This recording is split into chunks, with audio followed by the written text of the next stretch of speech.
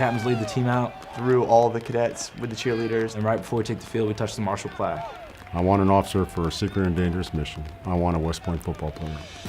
If such a senior leader during a critical time in our nation's history wanted somebody to do the toughest of missions, it was obvious that what we were going through on the football team and developing the leadership skills by being football players in some very tough circumstances, we were developing the qualities that were going to make us some of the most outstanding leaders out there once we got into the Army.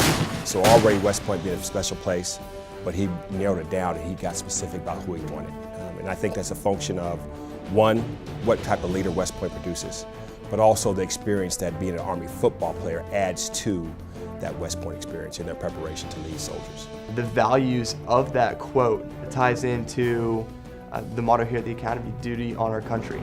That's something that we feel calls us to serve. For me, knowing that someone that, one of the greatest American military leaders ever says that about this one group of guys, really, it's very humbling, definitely.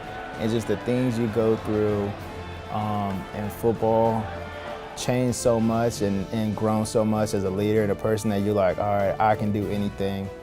And if someone needs me, then I'm gonna be there to get the job done and be reliable. If you need someone that you can rely on, that you can trust in the most difficult of circumstances, you want someone who's got the discipline, who can be a member of a team, who has got the mental and physical toughness to get the job done.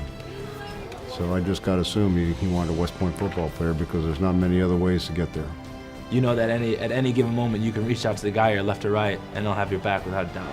And on the field and off the field, I can honestly rely on these guys for anything. There's not a place for individuals on a football team or the football field. It's truly a team effort, and that's really what we try to do is our jobs as Army officers. It's just the pinnacle of everything you've worked for. It goes into 60 minutes of football. And the teamwork that we have, the camaraderie that we had comes out in the field. It's definitely hard and it definitely pushes you physically and mentally to your limits. But I think it's the greatest practice before we go into the Army and get deployed. Times get tough, it's just like you think about all the people that probably said those words, touched that plaque, and what they've done, and you just know you can go a little bit further, you can go a little bit harder, you can go a little bit stronger. Nothing's too big for you to accomplish.